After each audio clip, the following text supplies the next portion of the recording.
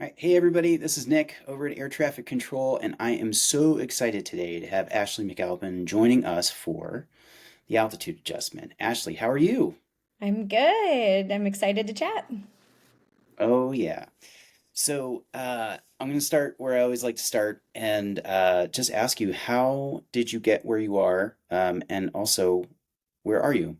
Where am I? Yeah, it's a good. I can tell you how I got here, but if I don't tell you where I am, it's hard to really understand. So, right now I'm head of marketing at a company called Rockerbox. We do marketing attribution for B2C brands. And how did I get here? That's a great question, on a couple of fronts, because first of all, I have been in the startup world for almost 15 years, which feels kind of crazy. Maybe it is kind of crazy, especially if you know what the startup world is like, what the startup slash scale up world is like. But I think to summarize it, if I had to like super quickly tell you how I got to where I am, hard work, knowing my worth, and always learning. Those things have kind of led me to where I am today. And through a really weird path, going from consumer marketing and a huge org to head of marketing at a couple of different startups that ended up being scale ups. It's been a wild ride, but I'm excited to chat a little bit more on what that looks like today. Oh, that's awesome. That's so great. And it's interesting, everybody talking about skilling up and making the jump and getting better and all those types of things. My sense is that a lot of us really struggle to kind of slow down to speed up. And you talked about learning and just upskilling yourself. I'm curious, are there some like, is it a practice, or are there some resources that you turn to, or communities? What is it that helps you kind of keep sharp? Yeah, that's a great question. Networking is probably like the number one, Mhm. like, period. Like, you have to know the right people and being able to look out for those people and recognize greatness when you see it and then know it, right? Like, know them. I have over the last really 5 years intentionally pushed into my network and really made sure that not only do I walk in the circles that I want to be in, Mhm. but I proactively pursue the relationships that I know I will learn the most from, like seeking out Mhm. the smartest minds in marketing and understanding how they got to where they are and how they think, and then also turning around and giving it back. I have never said no to someone who reached out to me for help or mentorship or connection, Mhm. because I know that those people have done that for me and helped me to continue to learn and help me to continue to grow. And so I give that back too. And I think like building that strong community is far and beyond the best way to learn in your craft, especially if you live in the startup world and especially as a head of marketing, right? Like Mhm. I'm not usually surrounded by I don't report into a marketer. Like I report into CEOs. And generally speaking, those CEOs are not usually marketers. At least in my scenario, they've all been engineers. Um, and engineers don't generally know a ton about marketing. And so what does it look like to like cultivate learning and like an environment of like being able to test and like bounce ideas off of people who understand what I'm trying to do? And sometimes you gotta just go make that yourself. You can't rely on the company that you're in or the people who are immediately around you. You got to go find the right people. I love that. And it's interesting, and something occurred to me as you were talking. I have found for me in the past that being a mentor has also been a really phenomenal opportunity for me to learn and to take what it is that I feel like I know, or that down in my gut I know, and start to put it into words and give it Yeah. some shape. And it helps me, I think, get a lot better too. I don't know if you feel that way, but I've always felt like being a mentor was just as much value for me as it ever was for somebody that was a mentee. Oh, 100%. And just sharing, once you start sharing your story or sharing advice, you realize like, oh shit, like I should Mhm. take my own advice here. Like, yeah, your situation is not that far off from mine, right? Like this is the way I Yeah. think about it, but I'm not eating my own dog food. So it causes you to kind of face yourself in a way that I don't think we necessarily do all the time. So Oh man, I love that comment that it's the old do as I say, not as I do type of a thing. It really does. Being a mentor oftentimes can really shine a light on your own kind of bullshit, right? So Yeah. I really appreciate that point. And it actually dovetails really nicely into, the next thing that I am really excited to talk about, and it's this subject matter that I feel like is evolving really rapidly, mostly because I think folks are getting a lot more honest, right? There are these ideas of building in public, and people are starting to talk about their failures and not in a humble way. They're really saying, "Man, I screwed up. I screwed up bad, and I'm trying to learn from it, or maybe I don't even know what I learned from it yet." But one of the things that I feel like is true for pretty much every marketer is there's been this WTF moment, this, oh my God, what is happening? Something is falling apart. And everybody has like a litany of these. It could be a campaign that totally fell apart, or yeah, we went to an event and none of our signage was there. And all of a sudden, the entire event started to melt down. I'm just really interested in finding more of these stories from people and what'd you do, right? So just I would love if you have one of those what the heck moments, and then how you pivoted or reacted or just didn't, right? It was an utter, failure. Could have been true too. Yeah. So first of all, I think anyone who has sat in the seat that I sit in for any amount of time probably has hundreds of those moments, right? Like I think you could have said like, what was your WTF moment this week? And I probably could give you one. And that's because like marketing moves so quickly and it evolves so rapidly. And like a lot of the time, I try to make decisions that are data driven, but sometimes you just don't Mm, have data to make a decision. So you just have to go for it. And sometimes you get mm, scared when you're going for it and you pull back, and that causes even more problems. And that's actually what I want to talk about today. Because I have a lot of stories that I could tell you, but I think one that like will follow me around. And it's kind of silly when you think about it because it costs 10 grand, which like 10 grand is a lot. But it also is not a lot. I've managed million-dollar budgets, like multi-million-dollar budgets, and like 10 grand was like nothing. But depending on where you are and what stage the company's at and how large your budget is at the time, like sometimes 10 grand is a lot. And I mm-hmm. was at a company and I had this like really off the wall creative idea and I wanted to pursue it, right? And it actually had to do with Cameo. I'm sure you've heard of Cameo. I was thinking, you Yeah. know what if we use Cameo for our business to like customize these messages to people? And like I had this like whole thing, and I was like, I'm not gonna be able. There's no data around it. Like I can't prove this out before I go. I just want to do it. So I like went to bat for it. I got resistance right off the bat, but I was like, I think this is creative. I think we need to try it. Like, we just need to go for it.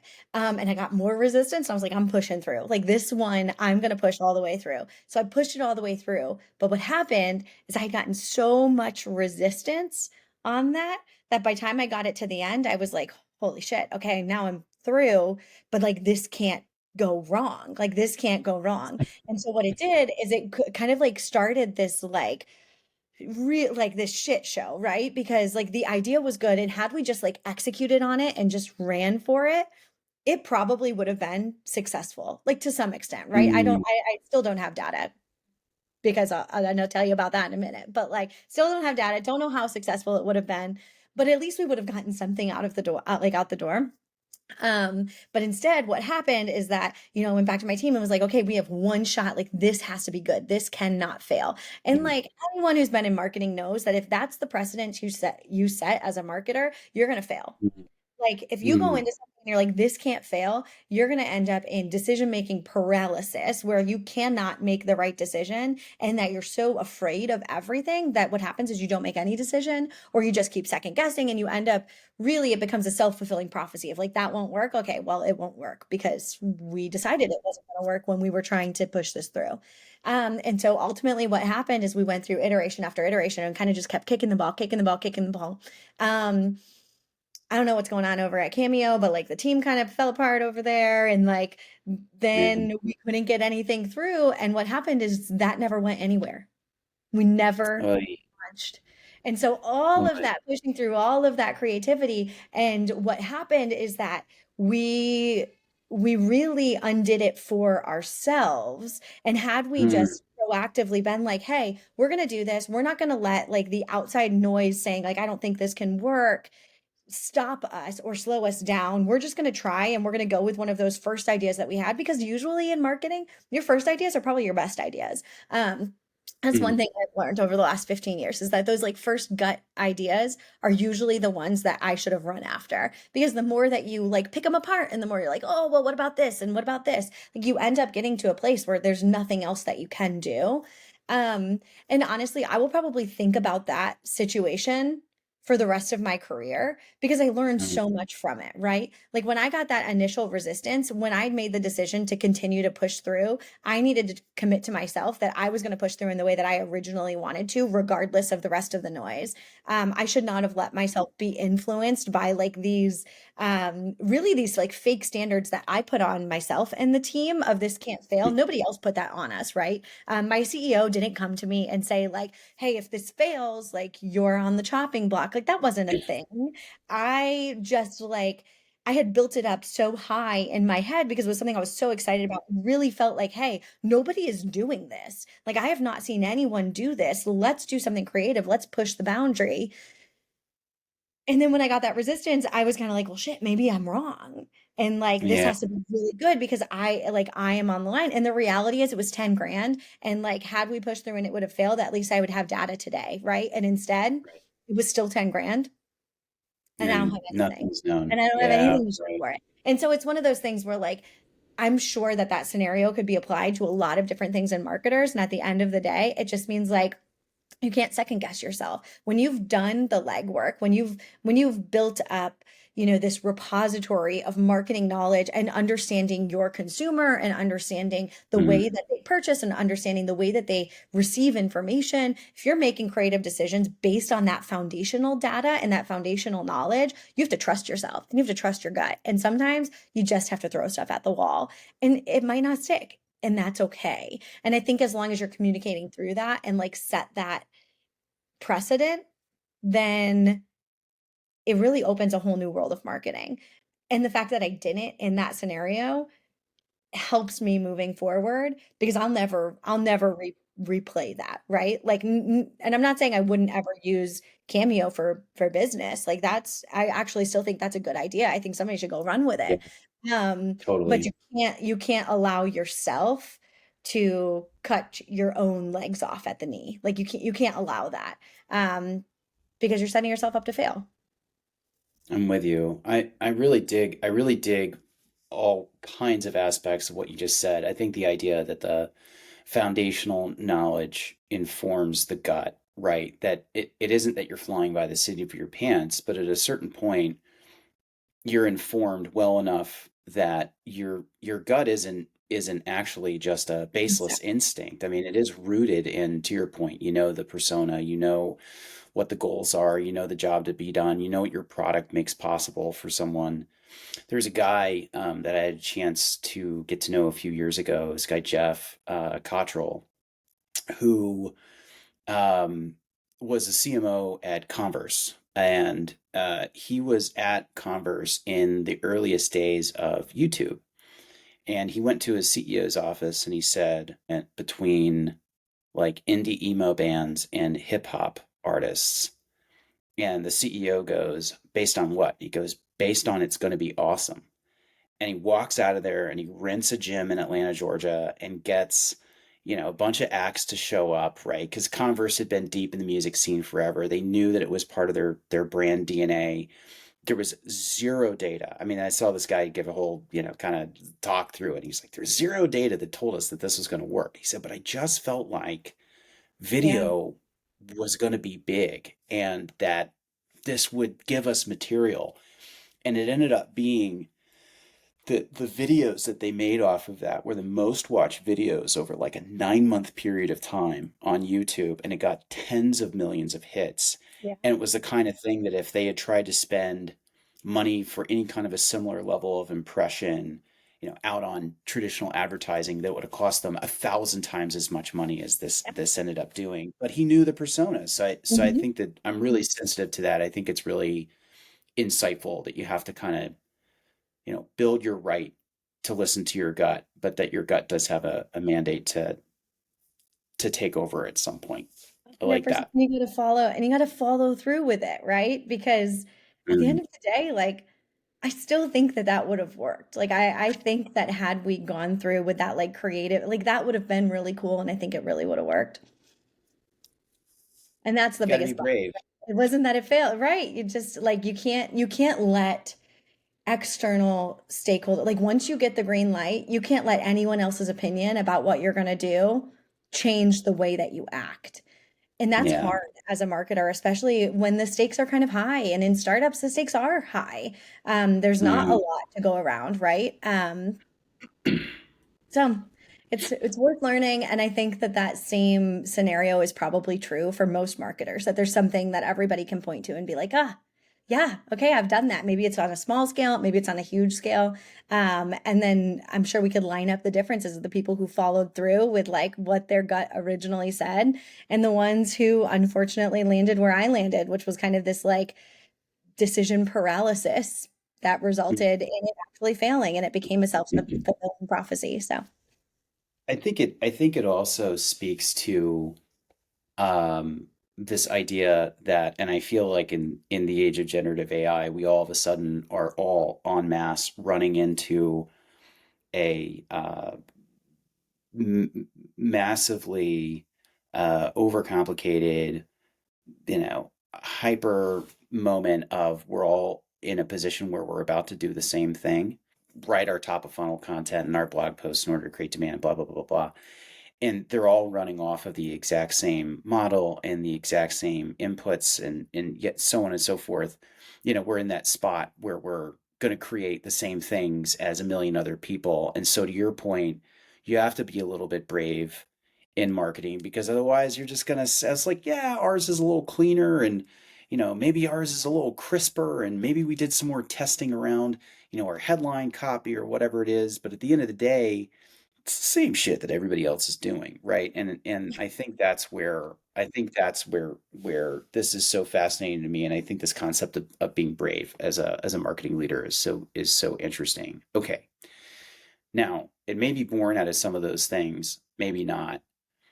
Um, there is so much changing, and I feel like this could be said almost all the time about marketing, yeah, but I don't think ever at the rate that it has been right now. But yeah, I think so much is changing right now, and in times of rapid change, I feel like there's this issue that comes up for marketing leaders around what is it that I'm supposed to be paying attention to? mm, And I am curious, what did what is it that you think that everybody needs to be paying more attention to mm, generally as marketing leaders that they maybe are not right now, perhaps because there's so much noise in the market and maybe we're all kind of doing a bit of like FOMO running after stuff, and all of a sudden maybe we're missing some of the fundamentals. I'm curious whether or not there's anything that you feel like maybe people are starting to lose sight of because yeah, their sight has been obfuscated. yeah. Well, I think there's like a couple of pieces to that. I think that there Mm, are more, like to your point, there are more channels available today to market on and through than there ever have been in the history of marketing. mm, Um, yeah. And that like brings on its own set of complications. But the thing that I think that marketers need to be thinking about right now, and it actually like leans directly into that, um, is really genuinely, truly understanding their ideal customer. Like we've been talking about Mm, our ICP forever, right? Like that is not a new concept. Everybody talks about their ICP. I cannot tell you how many marketers I interact with on a weekly basis who do not understand their ideal customer profile. And like why, like that's kind of like the core of what I think is so important right now more than ever before because there are so many different channels, so many different communities, so many different places that people are consuming information that if you don't intimately understand who you are going after, and if you're not right mm, in that, like it's not just like having a one liner. I'm like, oh, my ICP is blah. Okay, great. But is that actually the person who's most successful with your product? Is that actually the person who can make the decision? Is that actually going to be the advocate that's going to land you more business in the future? If the answer is no, you go back to the basics and really understand who you are selling to. And then you need to align with the rest of the team. Because if I say my ICP at Rockerbox is a B2C marketer at a company with more than 200 people with an ad budget of more than $2 million, like advertising on more than 5 channels, if that's who I say my ICP is, but my product team is building the product for someone else, it's going to break down. Like that is not Yeah. going to work out. Or if the sales team says, you know what, actually 2 million's not quite right for me. I'll really sell into anyone spending more than 1 million. Okay, well, that's not going to work out either. Or if they say 5 million, that's not going to work out either. Like we not only have to understand who our ideal customer profile is, we need to have alignment across the entire organization. And then as a marketer, it's my job to know where exactly who the person is that matches that profile, like who the persona is and where they are, and then only Mhm. go and focus on those channels where they live. And that's hard because as a marketer, there are so many avenues that we can explore. And a lot of the time, I think we get stuck in this like inbound, like twilight zone where it's like, well, people are coming in. Well, great. But if they're not the right people, I don't care. I don't want them to come. I'd rather have 2% of the traffic I have today, but have that Yeah. 2% be exactly the right person. And that is hard, especially like, we could probably talk for a whole hour on like the wrong metrics, like performance metrics that marketers have been held accountable to for the last 10 years, Yeah. why that's led to this huge disconnect between marketers and their really like core understanding and focus on ICP and like, the performance that's coming out of the team at the end of the day and the true performance, not the, you know, bloated performance that maybe like if you're only held to MQLs, like that's not really something, you know what I mean? Like we could dive into that. But at the end of the day, understanding your ICP, intimately knowing them, and then pursuing them is underrated. And ultimately, I think it leads into a lot of what air traffic control does, which is like once you understand them, personalizing their experience so that you actually can serve them in the buying process. But yeah, I'll stop talking. No, I love you connecting the dots. Of course, I am biased, but I totally agree, and I think that's one of the things that's always so fascinating to me. You know, I think that there are some things that have you've brought up marketing metrics.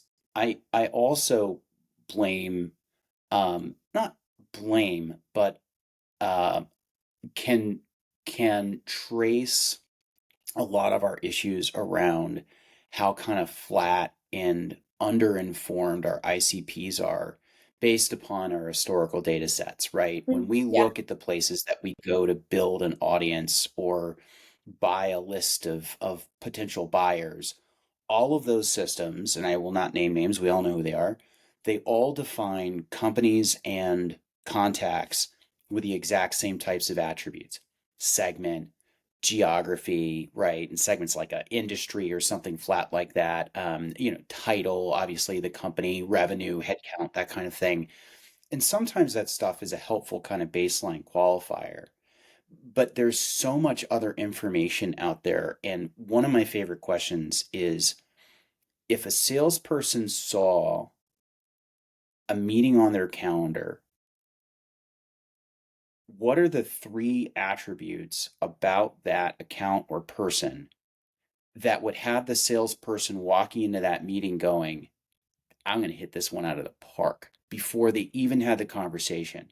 And the best salespeople and the best sales organizations can always answer that question. Mm. And I think traditionally, marketing has kind of been limited in its capacity to get that information right. But now with things like scrapers and the data assets that are out there, it isn't to say that I still, it isn't to say that I don't want the information about your industry and some of these other things that are kind of like standards, right? But to your point, things like spend and the technology that people have, for our case, we know that if an organization doesn't have enough volume of content on their website, which is something that we can find out through scrapers and other types of web tech, they're just not a great fit for us, right? We don't have the same value proposition for them. And so it doesn't make sense for us to go out and try to fit a square peg in a round hole. And so I think that this is so interesting. And I think we're in an age now, particularly again, to go back to generative AI for a moment, but with web scrapers and Gen AI and those types of things, I think that there's now the potential for marketing to ask that question of their best salespeople and then do something about it. And so I am 100% on board.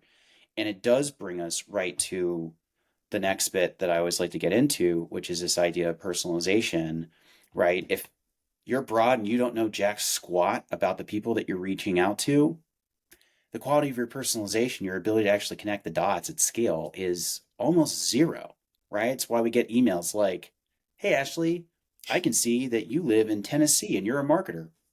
What? Who cares? Like that, in no way did I not know that when I woke up this morning. Say something else, right? So curious for you to build on your point about personalization and some of the things that maybe you've tried or that you're excited about within that space. Also, any of the pains that you've experienced in the past. It's just so fascinating to have people kind of like tease that out. Yeah, I mean, in the same breath that really understanding your core persona and your ideal customer profile who's going to be most successful with whatever you sell, like in understanding who that person is, Mhm. it's directly correlated to being able to personalize their experience through to the sale, right? Because just Mhm. because you Mhm. know who they are and that they would be successful with you doesn't mean that they know who they are and that they know they would be successful with you. And so Mhm. we are inundated with content all of the time. I mean, I I was on vacation this week and I came back to over 1,000 emails in my just in my like core Ugh. inbox. It's not even like my spam and like all the stuff that's being caught by all these like blockers that I put in place to make sure I'm not inundated with that ridiculous trash, right? How do I break through that noise? Like there's social media, there are communities, there's email, there are podcasts, like there's all of this stuff coming at you all of the time. What actually resonates with someone who's trying to make a purchasing decision? And the more custom we can make experiences for the people looking to purchase whatever it is that we're selling, not only the more likely are they to purchase, but the quicker they're going to move through the process. Like, don't make me think, don't make me dig. Give me what I want when I want it. And to your point, we have the tools to understand what people want when they want it. So why aren't we using them? And one of the things that you talked about, and like I'm a little bit biased too, because our team is testing out air traffic control right now, but like we do have a ton of content and we are creating content. We're creating content when the CS team gives us ideas, when the sales team gives us ideas, when we come up with ideas based on communities we're listening to and things like that. But then we have like all of this content that's being buried on this blog and maybe shared out to social media once. Like how do we get that content in front of the right people? Or are we just like crossing our fingers and hoping that SEO is going to work in our favor today and that somebody's going to be searching exactly what we wrote something on and that they're going to lead? Does that work? Yes. Is SEO important? Yes. Should we be creating content for things that our customers are searching for? Yes. But how much stronger when Claire comes to the website and she's looking, or when Claire is looking for some solution because she works at a brand that matches all those criteria I gave earlier, and she's looking for something and she wants an answer about maybe different methodologies. And we know that because she's been searching methodologies, she's following some different companies that work in different areas of measurement. If we know that, how much more powerful if we serve her a piece Mhm. of content that is just comparing all of those methodologies from Rockerbox? How much more likely is she to not only look at us and be like, oh, they must be an authority in the space. They must be a leader in the space. They know what they're talking about and they're telling me, right? How much more likely is she to trust us as we continue to push her through the process towards the point of conversion? Um, Personalization is huge, right? Nobody needs another random anything. Like, if you're still creating just like BS listicles for fun, like that is probably not the right path. And like, does a listicle have a place in marketing? Absolutely. I'm sure you can go find a couple that we've created at Rockerbox, but those ones were created from information that we were able to gather on what people were actually looking for, right? It's not just Yeah. like random, and it's not like this isn't random acts of marketing. This is personalization at its core. And then when you take that full circle, what do all of those insights do back for us, right? It's because not only are we able to like take from our repository and give things to the right people, but then what else can we do? Well, we can learn from what's actually being consumed and what's actually impacting people further in the funnel, and then replicate content like that, and maybe ditch areas of content that aren't relevant to our audience, right? And I think that's true in a lot of areas. Like we're personalizing not just from a content perspective, but we're trying to personalize our customer experiences. We're trying to Mhm. personalize from a like vertical perspective. If we can identify what vertical you're in, we want everything that you do with us to draw you back to the vertical so that you feel like everything we're doing was done just for you. Like that's how you know you're doing marketing well. That somebody comes to your website or someone starts looking for you and they feel like, holy cow, Rockerbox was built for me. Yes, sold. Then you've done your job well. If they come to your website and they're like, I'm not sure if this is built for me or not, then they're either not the right person, or if you think they're the right person, you've done your job wrong. And or maybe you're just not there yet, right? And you need to start customizing and personalizing that experience and building these funnels that can lead people into a position where they're seeing things that were built for them, that they're with people like them. And honestly, that's where like communities come into play a lot too. But Yeah. personalization is huge. So obviously, I would agree with literally everything that you said. One of the things that you had in that thread that I think is so interesting is, you know, you were speaking both about personalization and relevancy, kind of interchangeably, and it's interesting to me because I think that they are very close cousins, but there's a difference, right? And I think that it's in the spirit of what's actually happening, right? When we and this is one of the things I always talk about. I think personalization largely historically has been marketers marketing to marketers, right? It's like we're selling marketing technology to other marketers and we're telling them that it makes this personalization thing true, and almost all of it kind of looks like, segmentation and then some dynamic fields like dear first name and, I know your revenue or what have you. And but but it isn't necessarily relevancy. And that's what you were getting at is, how do I get to a place where, one, I'm really communicating with them about things that they care about, but also with that eye towards pipeline that says, the less that people are trying to figure out whether or not they're in the right place, to your point, the higher our conversion rates, the faster we get to a deal. And I think that also speaks to, and you were talking about channels and community and things like that, back to the ICP point, I think this is one of the things that we all kind of get really, muddled with is, oh man, what's our Twitter strategy or X or whatever they feel like calling it next week? I don't know. Do we need one? Like, do we It's even like, yeah. need one, right? Mhm. Or do we just kind of feel like we're supposed to because it's also a thing, and it's interesting, we're really big on leveraging LinkedIn because a lot of our customers are B2B and their customers are there. And so it's a really interesting place to be. And I think there's an immense amount of opportunity.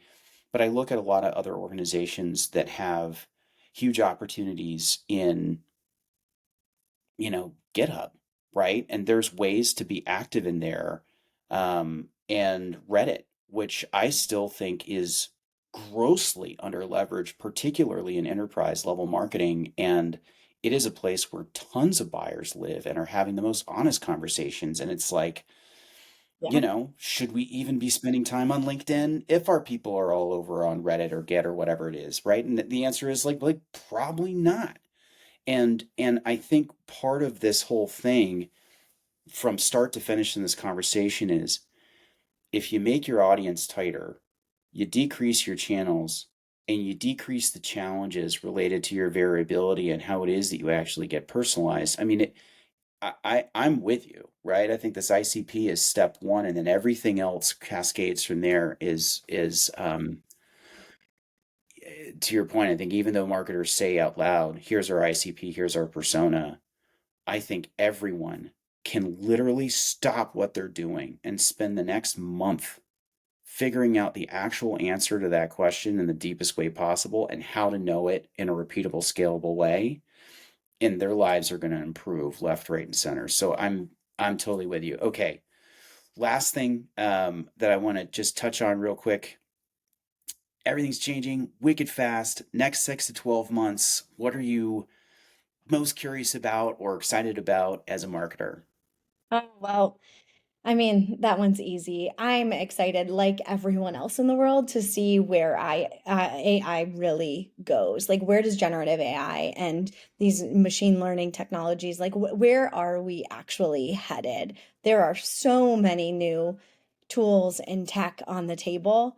And I think over the next 6 to 12 months, we're going to see a lot of consolidation. We're going to see a lot of Mm, improvement based on, market penetration. Like the more of these companies that exist, the mm, better they're going to be. Um, and I'm excited. I think that it makes my life more interesting as a marketer. I think mm. um, it makes mundane tasks easier and gives us more time to be creative and put our efforts where they really matter. Um, and so I'm excited to see where it goes. I'm with you. I think that's really poignant. And I really appreciate the idea, right, that it's let the robots do the robot work. That idea that somebody's sitting up until 1 o'clock in the morning, clicking a bunch of buttons and filling in fields and doing these types of things as a human in order for a campaign to work well. When that's happening, our ability to focus on our story Yeah. and creative strategies, inclusive of, trying to get celebrities to film Yeah. some videos Push for the us needle. Yeah. and put those forward. So, all right. Ashley, you are the most awesomest. This was so great. I am so pleased. Thank you so much for coming on. Of course. Of course. It's been All my right. pleasure. Thanks, everybody.